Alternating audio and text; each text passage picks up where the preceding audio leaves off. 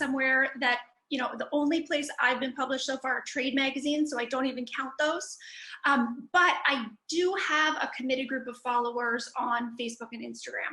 So those are my two main places. I am very lazy at Twitter. So Allison's definitely our resident expert there. I like to stick to where I have fun and where I can find people I can interact with. I love joking around with people on Facebook. I love sharing ideas. I write a lot about motherhood, about marriage. I've got 3 little kids. Perfectionism, so that really goes into my big figure skating community of former colleagues and students. What I want to do the most is find the people who connect with what I write, and then to find the other creators who share things that are similar to what I share, so I can connect with them. And then I've made a lot of connections with their audience as well, just by engaging in the comments. Awesome. And I think one of the things that's really key is we tend to think that platform equals social media, and we tend to think that platform equals numbers, and neither of those things are true. So here is an opening piece of good, calming news for you. As a writer, you are not an influencer, and you do not need influencer numbers. You don't need 10,000 followers. Even though some agents will say, oh, hey, you know, you don't have enough followers, I need you to have more followers. What you actually need are about 1,000 engaged followers.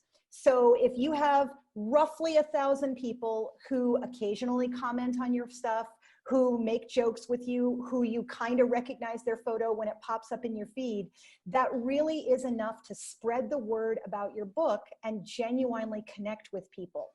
The other thing is, for a lot of people, social media is not the most valuable of platforms to have.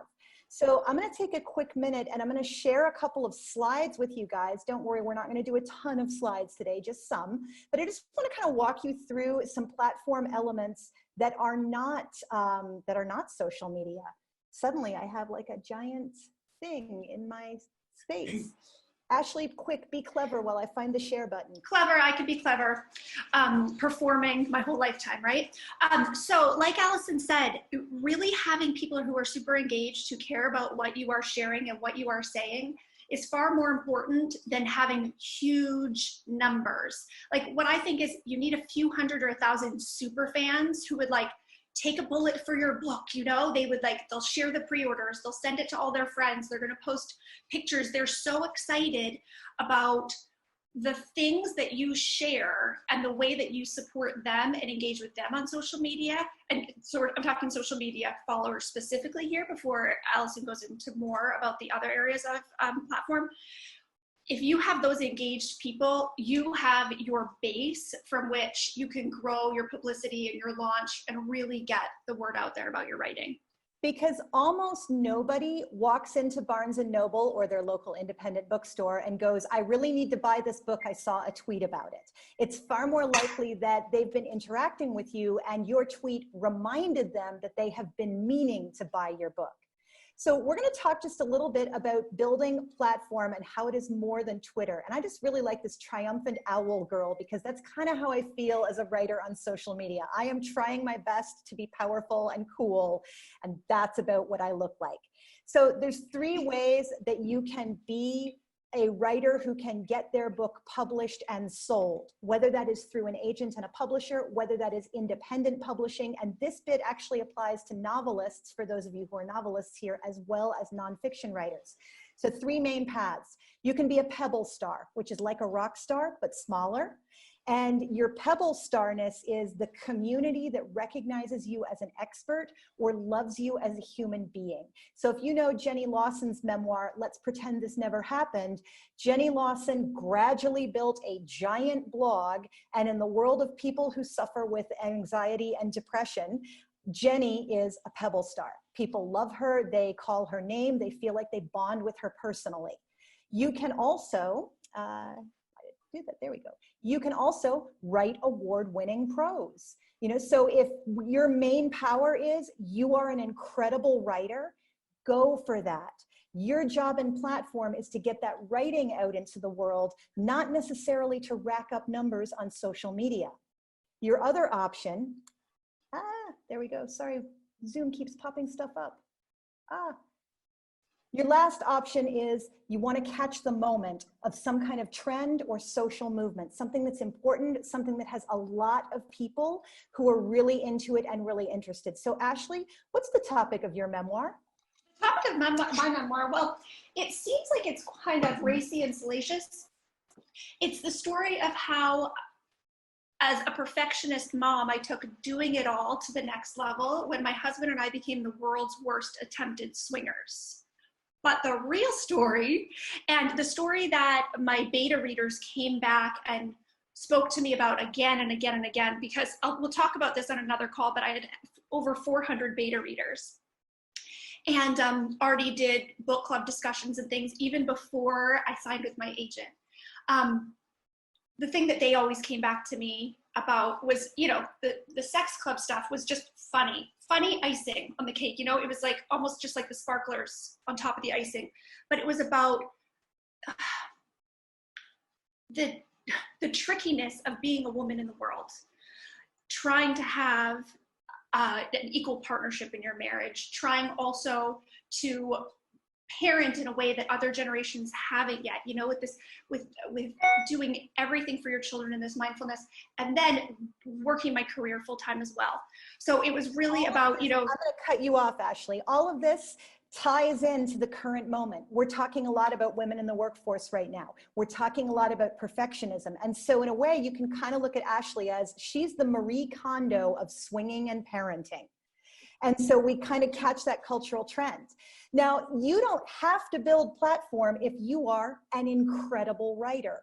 However, if you are writing work that you hope will touch people and connect with people, your reader needs you, and it's up to you to tell her where you are. If you are writing about grief and motherhood, grieving mom does not have time to track your book down at the bookstore. Grieving mom needs to know your book already exists, and grieving mom already needs to know, oh, hey, that person who wrote that wonderful essay that told me exactly how I felt, or that person who posted that great blog post that really touched me and made me feel good on a day I really needed it. That's what your reader needs. Your reader needs to already know that you're the person who's going to bring a book that they need to read. There's two kinds of platform. There's commercial platform, and commercial platform does include social media. All of the social medias, whichever social media works for you and that your readers are going to be on. Commercial platform also includes mass media and email. And in fact, mass media and email are more important than social media. You can get more traction from an essay in the New York Times or the Washington Post or BuzzFeed than you can from a whole bunch of Facebook posts. Email is one of your most valuable platforms. And we're going to have a whole episode where we talk about newsletters. What do you do with them? How do you get your list together? What do you put in them every month? When you have an email list, you own that list. All those people that you're connected to on Facebook, Mark Zuckerberg owns those people. All those people you're connected to on Twitter, those guys own those people. But when you have people's emails, you own their emails because they have given you their trust and said, okay, I would like to connect with you. The keystone part of commercial platform is when you get to a point where you can do some public speaking or you have an expert status. So maybe you are the person on parental grief, and what you do is you go to conventions for people who have lost their children and you give a beautiful and moving speech that connects them to each other and to their grief. Maybe you are the perfectionist swinger and you give a great speech that's like funny and comic and people hire you to come in and speak at their after dinner event kind of thing, when one day we get to have events again. Literary platform is different. So if you are writing literary, what you actually need is some level of literary education. And yes, sometimes it gets expensive. And one of the great gifts that COVID-19 has given to us is that a lot of this stuff is now going online. So for example, the Swanee conference, normally, you know, it would cost you money. You would need to buy a plane ticket. You would need to get a babysitter for your kids, you know, head out there and do it for a week. This year, they're putting a lot of stuff online. Some of it costs money, some of it's free, but you can sign up and take a class. And then afterwards, you can email the teacher who taught the class and say what a great time you had and make that little connection. This is where you're going to meet the people who are going to be your mentors and the people who are going to be your peers. You can also meet these people on social media. There's a fair number of writers who are pretty active on social media. And I would say start by looking at who is following Esme Wei-Jun Wang, because she's pretty prominent and she's pretty literary. On top of your education, you want to start publishing in places that make you look good. So the nicest literary magazines that you can manage to get into, the biggest deal places that you can try and publish an essay. And then on top of that, you start getting recognition. Maybe you end up in Best American Essays. Maybe you get a push cart. Maybe you get accepted to a prestigious residency that everybody knows is hard to get into. And as a quick side note, you can nominate yourself for Best American Essays. So don't be shy about digging up the mailing list and finding out that address to send your stuff into, because you have the right to submit yourself for that. When you're building platform, real platform means real connections, because real connections will sell books. They will build your literary community. You know, so when you post something on Instagram about, oh, hey, I just finished my next draft, you have cheerleaders, you have people who know what that means and they're glad to hear it.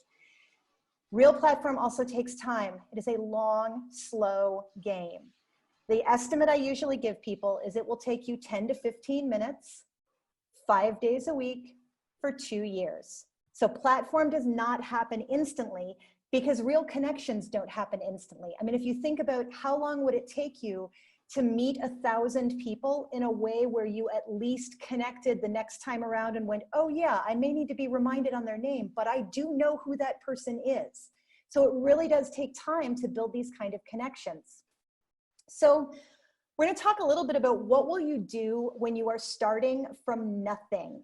And because a lot of us are starting from nothing, and I'm going to go ahead and take a moment here and pop us over to just a different slide that's just going to be a little bit Instagram specific, and it's also going to show us how to get started when you are not on social media at all, which was a very common question that we got. Finding the screen share button. Ashley, do you have anything you want to add in there? No, I think you summed that up really well and really explained that, you know, and not all of us have to do every step of that, like the breakdown between the commercial and the literary. My memoir is very commercial, you know, and for people to really know where they fit in. And I think, you know, if that is a struggle, figuring out where their writing fits in, then getting on the writing groups on Facebook and bouncing that idea around to other writers will really give them some clarity. So one of the reasons to be on social media is it can actually help you be a better writer.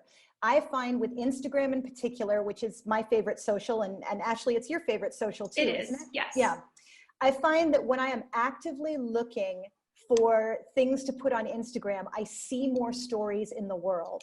And when I take the time to write a micro essay or to write a caption that I think is going to speak to people, it teaches me to write better at the sentence level, because it is such a short piece. It's kind of the ultimate flash. I find that it's a really low stakes submissions process. I can see what people like, and there's no dislike button. So if they didn't like it, they just scrolled past, and I get a direct measure of, oh, hey, people liked this thing.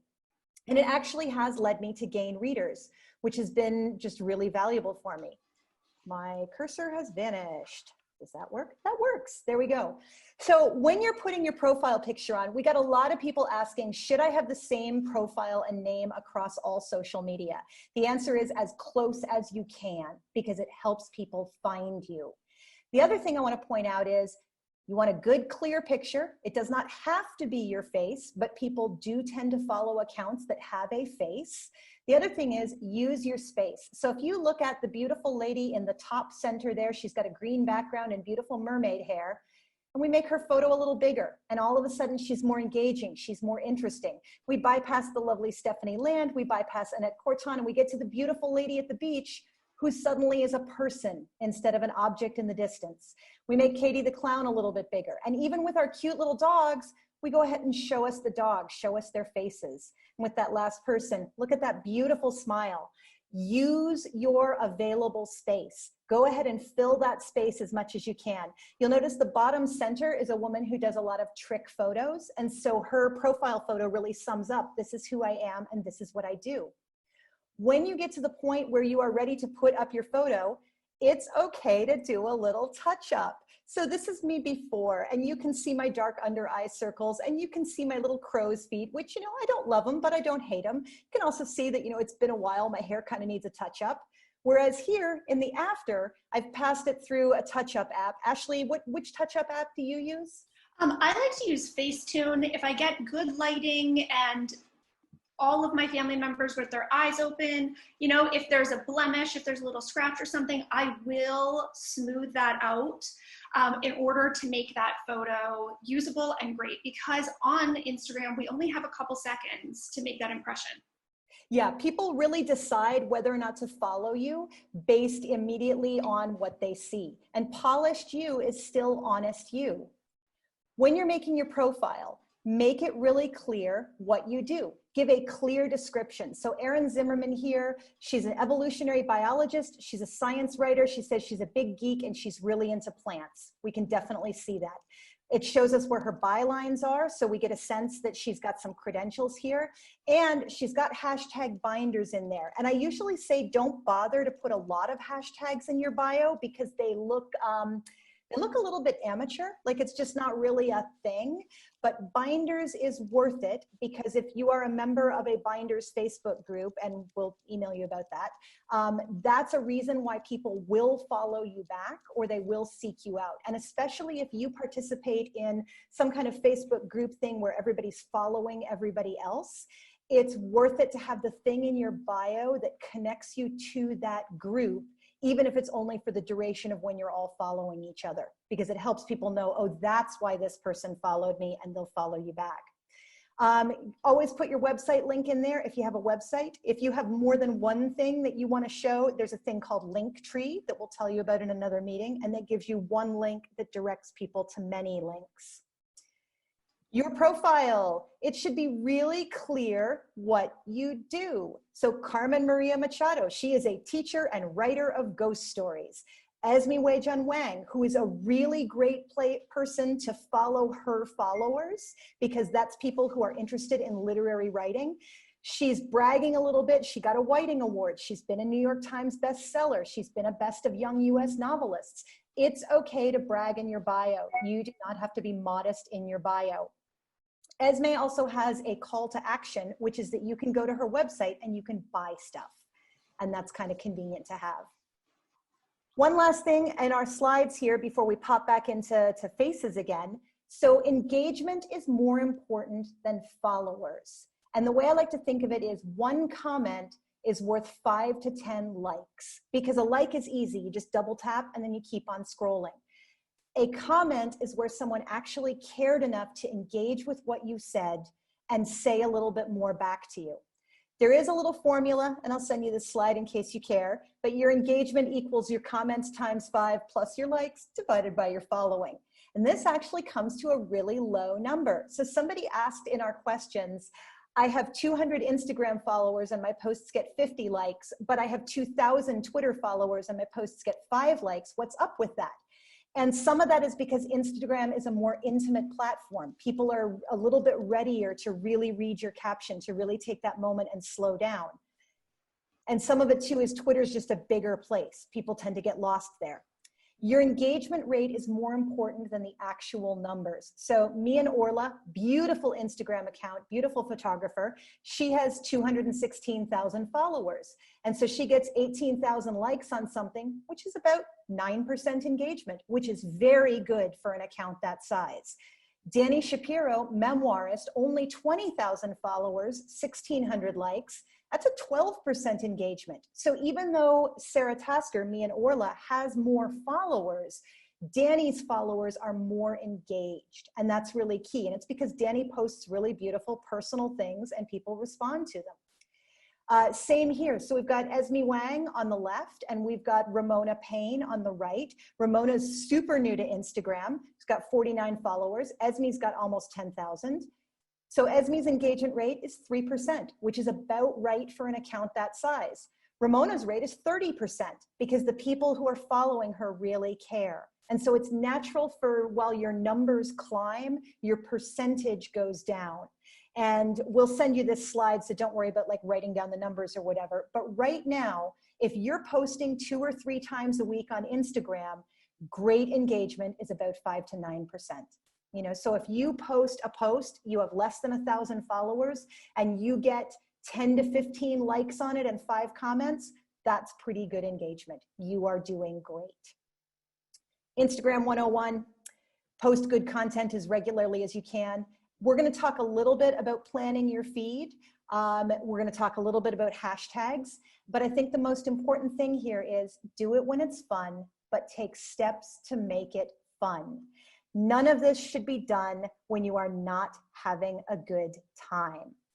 So let's take a look. I think, Ashley, will you take us through finding out how to use our time when we only have a short amount of time? I'm just trying to find my stop share. There we go, because my cursor has vanished and I do not know why. That should be stop share. There we go. Over to you, Ashley. Hey, thanks, Allison. That was wonderful. Trying to get to the questions in the chat too. Thank you. Smart questions, everybody. That is the really great thing about hanging out with writers. The level of thought that goes into all the questions is awesome too. And remember, we are taking even the most basic questions. Okay, so if you have 15 minutes a day, I think this is one of the things that really trips people up about Platform for Writers is, okay, if I'm spending hours a day on my social media scrolling, how am I ever gonna write?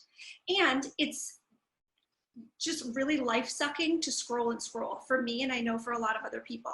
So this is what we want you guys to think of. If you find yourself just scrolling on whatever social media app you're on, as soon as you notice that you're doing it, stop, set a timer on your phone for 5 minutes, for 15 minutes, and then start doing some of these things that we're talking about right now, because these things that we're gonna go through are actually relationship building actions that are gonna help you engage with other people, find your readers, and then engage with the people who are already there following you. Okay, so if you only have 15 minutes a day, turn notifications on for big accounts that are similar to yours. So I'm a memoirist. I follow Liz Gilbert, Glennon Doyle. I have notifications on for their accounts, and I've had notifications on for things that they post on Instagram for the past couple years. Quite often, because I have my phone in my hand a lot, I will be the first commenter. I will only comment if it's something that adds to the conversation, that's maybe a little funny, and I'll comment. Often, Glennon or Elizabeth Gilbert will comment back or like it, or we'll get into like a little kind of joking back and forth.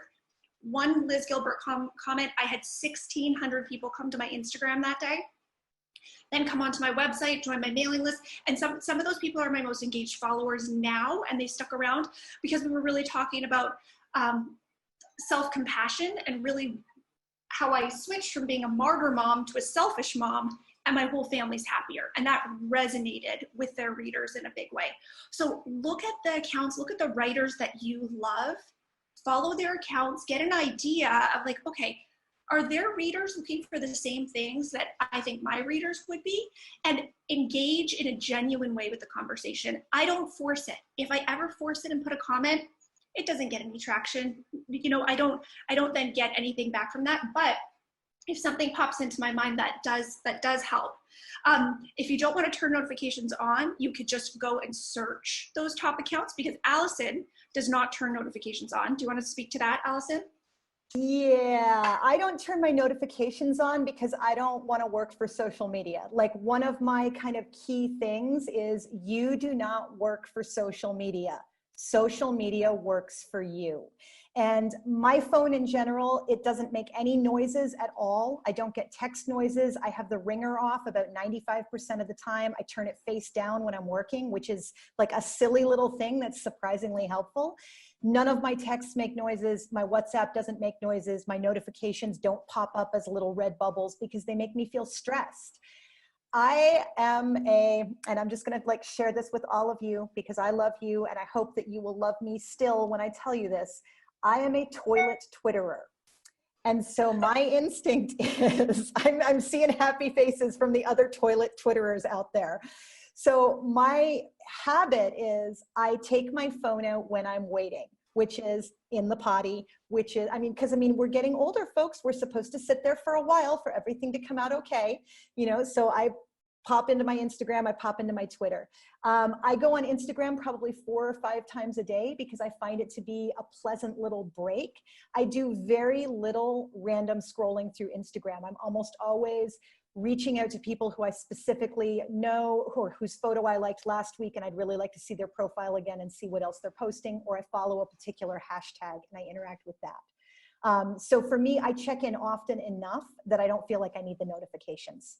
Over to you, Ashley. Thank you. Okay, so there are different ways to do that. I have a no phone in the bathroom rule personally, because I shut the door. My kids don't follow me in anymore because my littlest is 7. They can give me that space. So it's like finding that balance and finding what works in your life. When I'm writing, I can't just turn my phone over. I put it on airplane mode and on a different floor of the house. And I love that practice. That's one of the only things I can do if I'm really working on a piece. So 5 minutes, you could just go and search hashtags. Now, the thing is, connecting with other writers is fun. It's actually a blast. Here we are having a blast. But what you want to find too is you want to find your readers. So if you're writing about disabilities, if you're writing about parenting children on the spectrum, if you're writing about eating disorders or food blogging, try to find the people who are reading that by searching the hashtags and seeing who is commenting and who is engaging, who is following those other people who are writing and sharing things like you. Because that's what you want. We need a community of writers for support, but we also need to find our readers. So you could spend 5 minutes just interacting with hashtags. So you search on Instagram the hashtag, just like you would search someone's name, you search hashtag paleo. And then you could go through and see who's following that. Set a timer on your phone for these things, because then it would be really easy just to get into scrolling. But if you want to specifically be engaging, just set a timer. Then you could post once a day to the platform of your choice. If you like Twitter, if you like Facebook, if you like Instagram, whatever one you like, 1 post a day. Okay, if you wanted to do 30 minutes a day on your platform, say you have something coming up, say you're querying, say something's on submission, you want to make a bigger push and you want to take these 30 minutes, you could spend just a little more time. You interact with those big accounts for 10 minutes a day, follow hashtags for 10 minutes a day, and then post once a day on different platforms. Now it could be the same image with slightly different text, or it could be the exact same text that you put on Facebook and on Instagram, maybe a little shorter for Twitter. That is fine. And then spend a few minutes just planning your posts that are coming up. Like if you have an idea, oh, my dog and my cat are really cute, they're getting along, you snap a nice picture, you can think, you know what, I'm gonna post that on Saturday and do hashtag Catterday, to like fall in with sort of the trends that other people might be following on those days. I have started to save upcoming posts in a little album on my iPhone. So I got a really good picture of my 7-year-old and the dog at the pool the other day. I'm gonna write about that when we are going back to school and he's going into 2nd grade. And I have some thoughts about him going into 2nd grade, right? And that's the image I'm gonna use. And it just gives me a little peace of mind knowing, oh, for that week right before school, I know one of the things I'm gonna post. So just kind of think ahead. I make notes on my phone, on my notes app on my phone, just to give yourself a little peace of mind that you have some things kind of down the pipeline that you're going to use. Nina, Ashley, I just want to check in. Nina has a great comment, which is, how do you follow a hashtag? So if you go to your search function in Instagram, which is the little magnifying glass at the bottom, and you type a hashtag like, say, hashtag writer retreats, which is one that I follow, or hashtag writing retreat, you will have an option up there. There's a blue button that says follow this, that is following that hashtag. So you put the hashtag in your search, then you can hit it, and it helps you see stuff that's by people you don't already know yet. And so that's been really handy for me. And then those posts will come up on your feed with other people you follow. So I find mine don't come up super often. I don't follow a ton of hashtags, but then they'll come up and then you'll see, you know, the hashtag, and then in small print, you'll see the actual account, which is almost always an account you don't follow, but you can go there. Quick note too about following hashtags. One way to increase the engagement on your Instagram posts is if you immediately after you post, click on your own hashtags, follow them over to the hashtag page, and normally it'll show up on top, but you want to click on recent and it's going to show you who is posting right now. Click through to the top 3 or 4 and leave a comment on those people if you like their post. I also want to just briefly, because this is basic platform 101, hashtags are like a card catalog. So remember when we used to go to the library and there was the big wooden card catalog and you wanted Bumblebees of the World, and you could look it up under the author's name, or you could look it up under bumblebees, or you could look it up under black and yellow things. You know, there's different subjects you can look up to it. Hashtags are like those card catalog subjects. You're tagging your post to say, hey, if you like bumblebees, you might like my post. And we'll do a whole like deep dive into hashtags on either next week or the week after. All you need to know right now is it's a way to categorize your post.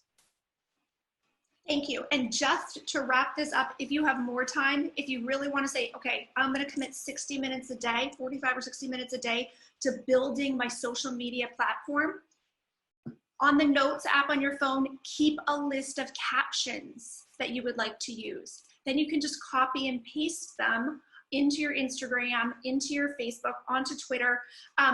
It's nice to do it there, then you can double check for typos. If you change a caption, on Instagram or on Facebook, it resets the algorithm. So what that means is, say 10 people commented on your post already, say 20 people liked it. If you go and edit that as a safety feature, I think I consider it a safety feature, because now Instagram or Facebook's not really sure what it says anymore. It takes it back to as if you had 0 people see the post. It doesn't take away your comments, it doesn't take away those likes, but it puts it back at the starting gate with the algorithm. If you post something and it gets comments and likes right away, then it will be dished out to more of your followers. Yeah. Can everybody just give me like a thumbs up if that makes sense, or a thumbs down if you need a little bit more about that? Okay, so yeah, it's in those first few minutes. Thank you. Okay, in the first few minutes, it'll decide how many of your followers are actually going to see it, because when you make a post, it doesn't automatically go on the feed of every person who follows you. What happens is, what social media wants is for people to spend time there. So whatever you post that gets engagement, that people start clicking and liking on, Instagram goes, oh, this is going to make people stick around, and it shows it to more people. So it's really to your advantage to have a good caption that people slow down and read. Yolande asks a really good question, which is that she's getting Instagram is deleting her posts and she can't access the draft anymore. How do you save the draft of your text outside Instagram so you have a backup just in case? I pre-write most of my captions in my Notes app, and then I copy paste them over to Instagram, and I see nodding heads with that as well. That's also a place where I keep my lists of hashtags, so I don't have to think of brand new hashtags every time. I can go, oh, these are my writing hashtags. Yes, and we're just having some questions here about the editing captions.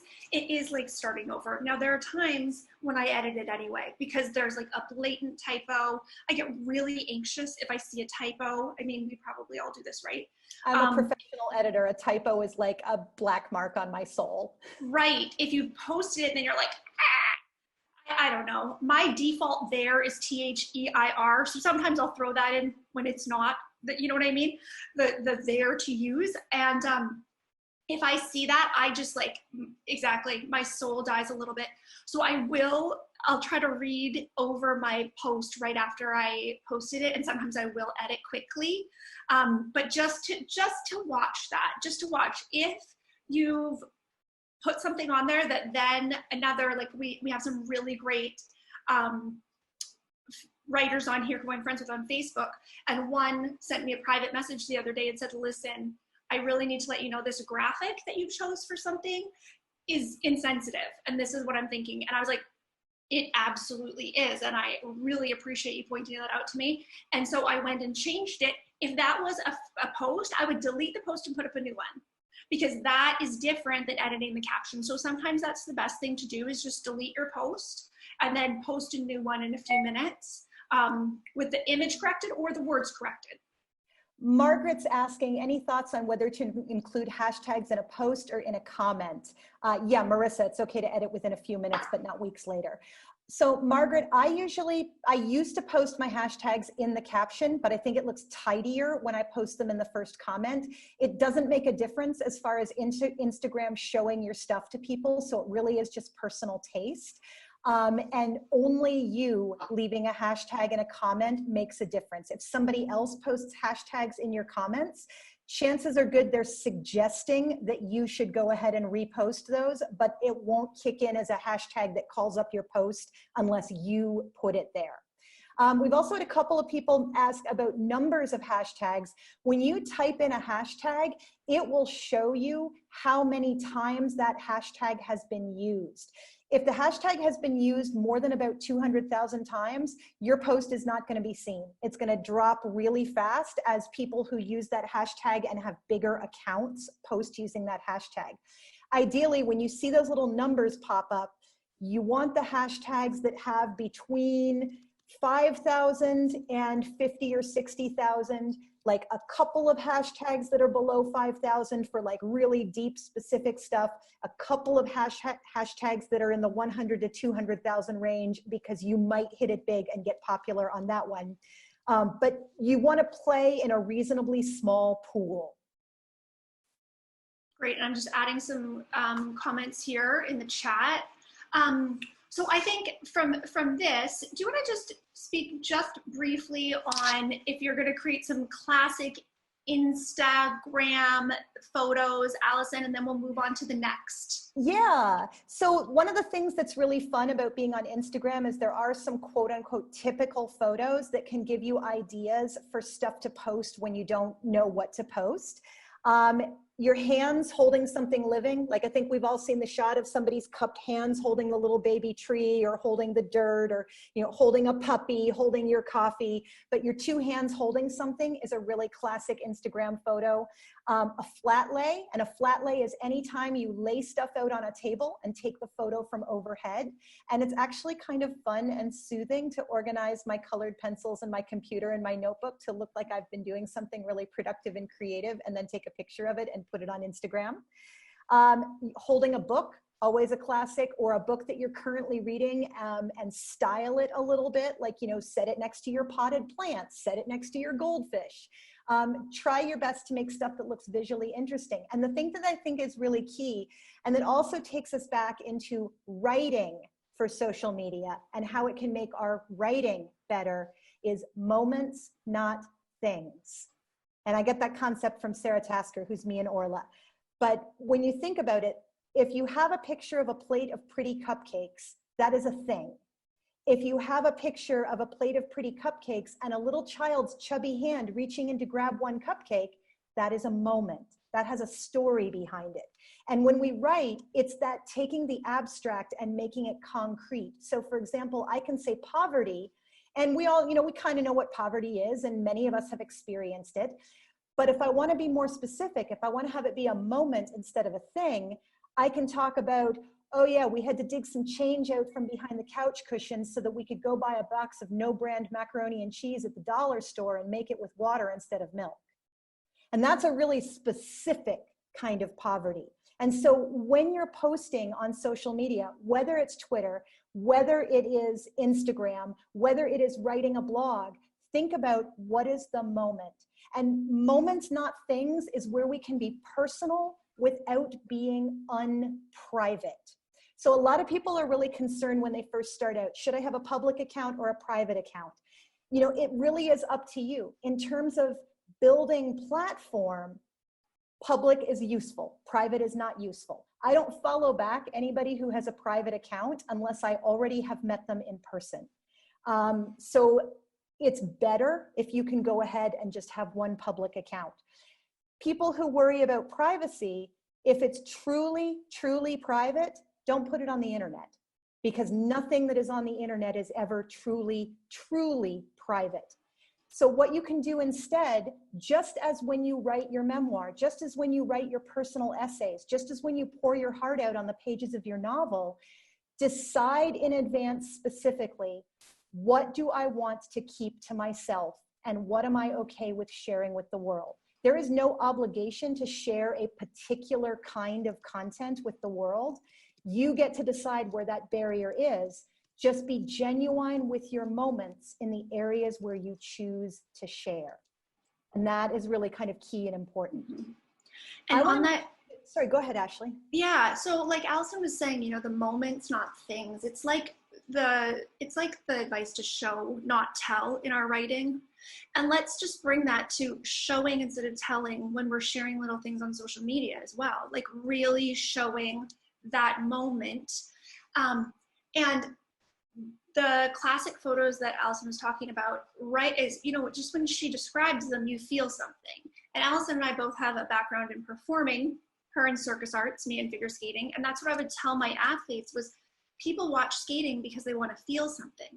People read because they want to feel something. Now, if you can make someone feel something when they go to your social media, you've got yourself a fan, you've got yourself a reader, because already, even before it doesn't go through their cognitive mind, like, do I like this, analyzing, already you've elicited emotion from them.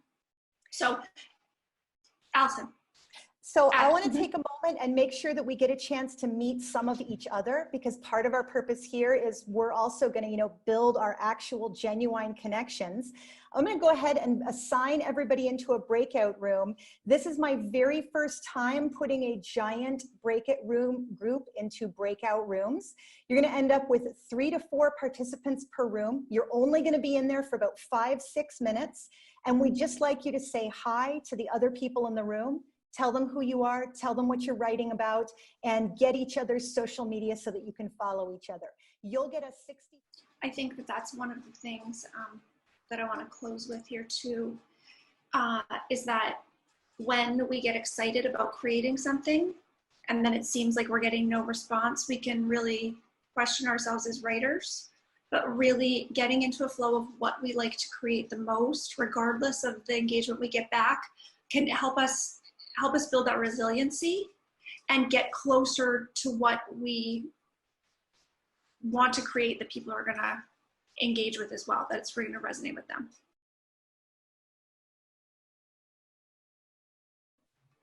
Welcome. So we were just answering some questions in the chat while you guys were in your rooms. And I just want to invite you to, when you are creating content for social media, think of what is really fun for you to create, what makes you feel something, because then there's a greater chance that it's going to connect with your readers. Get in a flow of what do you like to create, what do you like to post, and stick with that feeling of the creating rather than looking for what kind of reaction you're going to get, because there is so much second guessing ourselves in this instant assessment that we get on social media that it can really get us out of our creative groove. And I think that as writers, that's something that makes social media hard, even though we're used to sharing our words with the world. Yeah.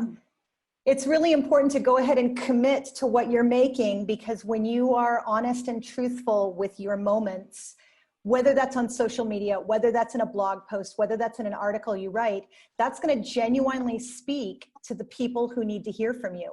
We're going to take a quick moment and just share one tool with you. And Ashley is going to show us an app called Followers. And what you may have noticed is that on Instagram, it's really hard to figure out who is not following you back. There are several different apps that are all called Followers. So if you want to try one and you get it and it's horrible, delete it and try one of the other ones, because there's at least 5 or 6 of them all named Followers.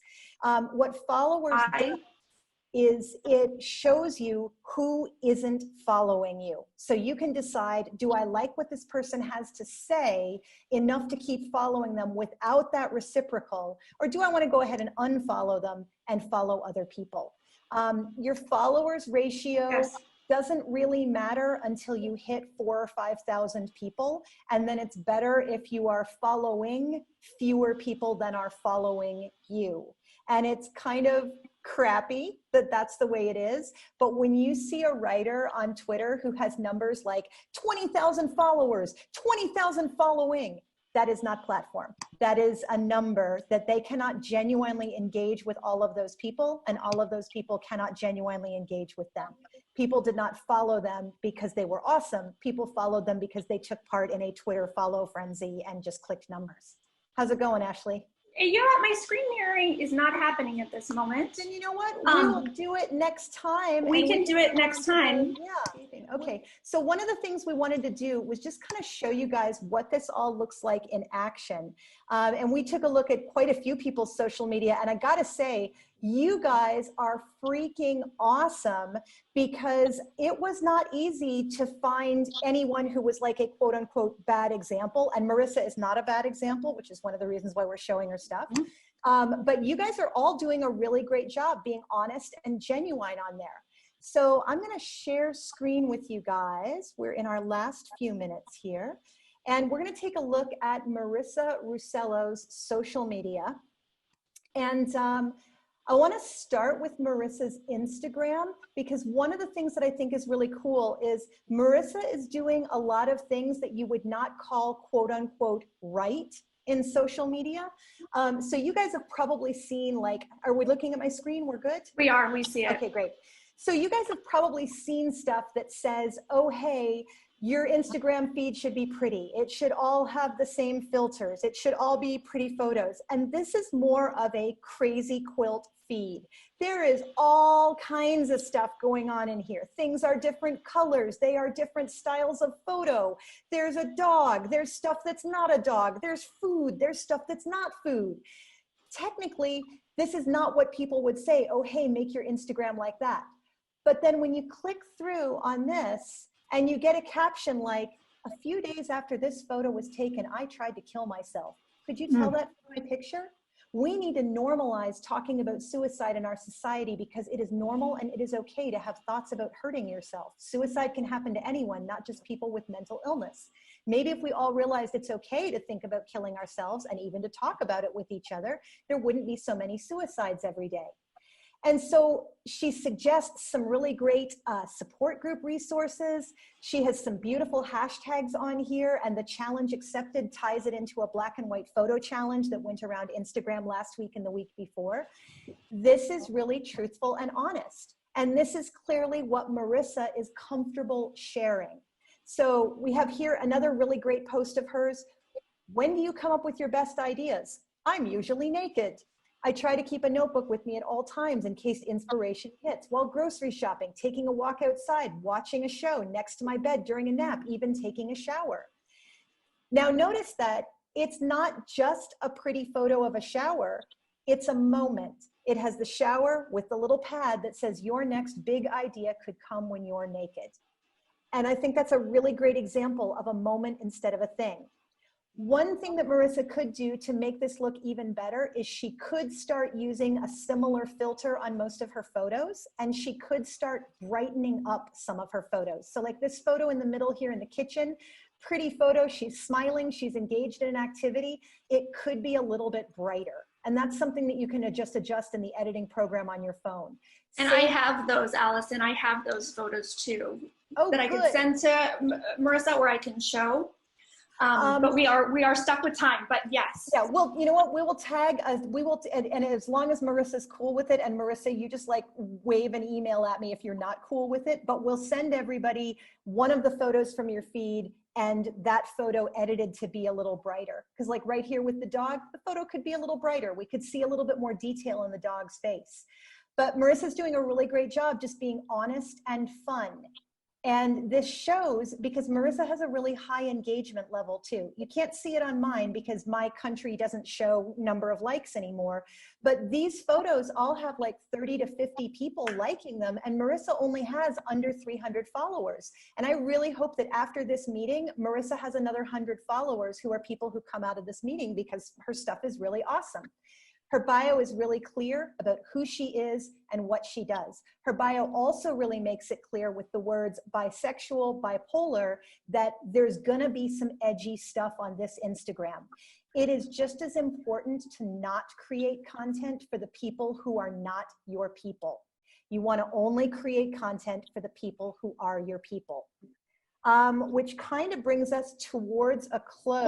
One more thing on that we had talked about before, Allison, was with the profile picture. That is cool that Marissa's showing us she's a New Yorker, but actually I didn't notice it, so I looked at it about 4 times, that there was the arrow.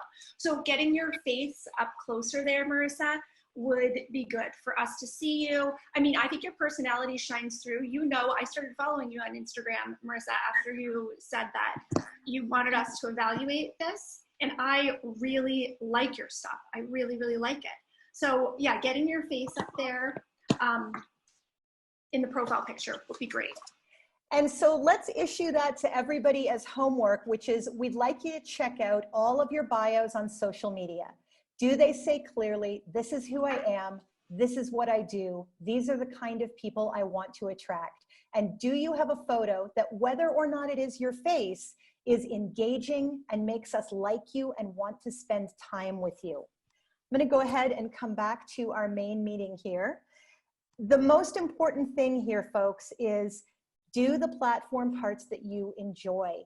If it's not fun, don't do that part. That's not your platform. Over the next few weeks, we're going to talk about newsletters, we're going to talk about websites, we're going to go into Twitter a little bit more deeply, we're going to talk about blogs and whether or not blogs are even still relevant. Start thinking about, where do you get your love? Where does it feel good to you? Okay? Ashley, what do you want to wrap up with? I want to say thank you to everyone for being here, for believing that we can do this as an extension of the way we want to share our stories with the world and the way we want to connect with people. And it doesn't have to be this totally foreign thing that we fit ourselves into or that we twist our own arms to try to do.